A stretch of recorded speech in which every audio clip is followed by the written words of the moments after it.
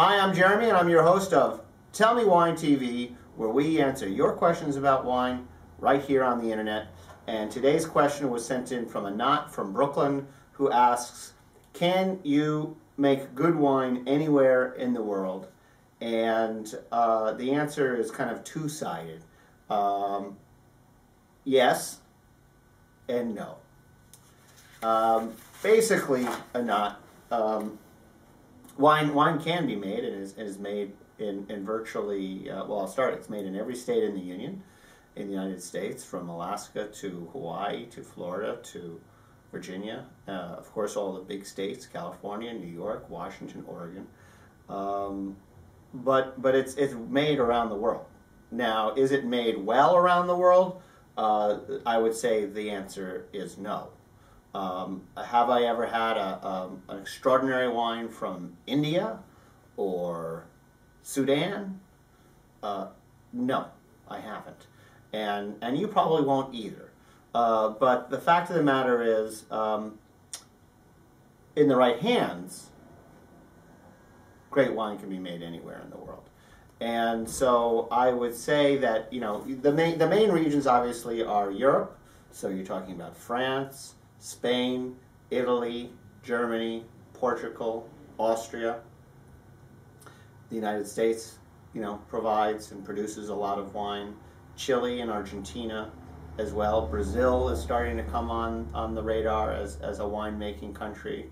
I have no idea where they make it in Brazil. All I think about is bikinis when I think about Brazil, beaches and whatnot. Some African nations make it. South Africa, obviously. Morocco, I think along the Mediterranean, a number of African nations make wine.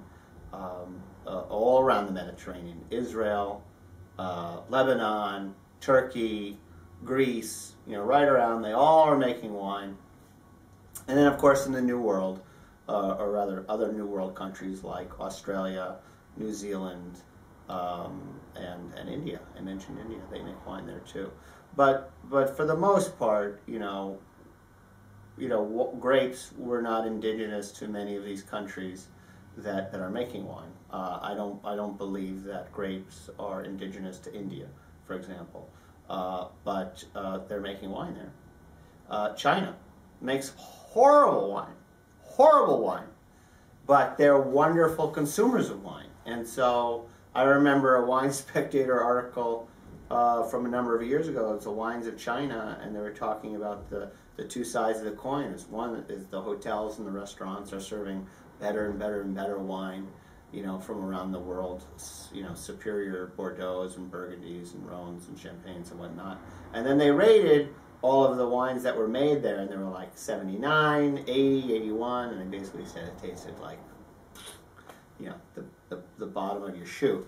But that's, yeah, it's not to say that, you know, we've talked about in the past how, you know, winemaking technique and winemaking ideas are spreading around the world, and so places and regions that, you know, maybe 10 or 15 or 20 years ago were not making quality wine are now making quality wine because of the technology and the concepts and the techniques are available to them.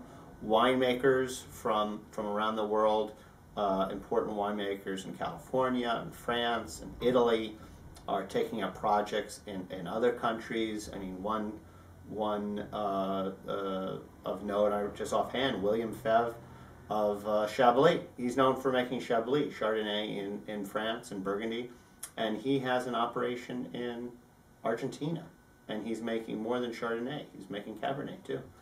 So it's about marketing as well. But yes, the most of the wine, the quality wine in the world, is going to come from those regions I talked about.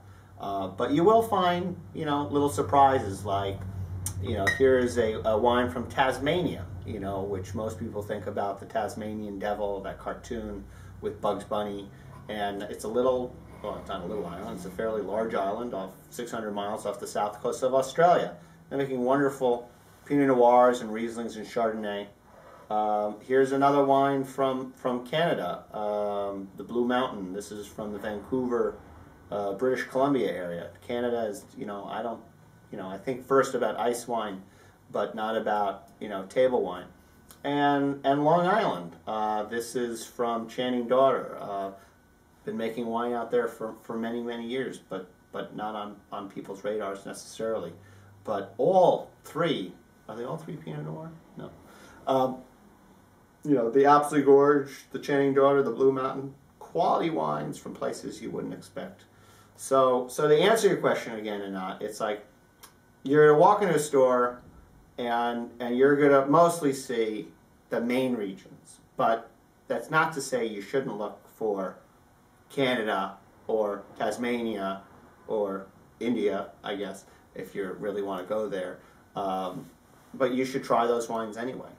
So for the most part, the best wine in the world comes from the best wine regions in the world, and then everything else kind of comes from behind. So, but it's a fun experiment to go out and drink and try wines from those other countries and other regions. So thanks, Anat from Brooklyn, for that question. And keep sending your questions into Tell Me Wine TV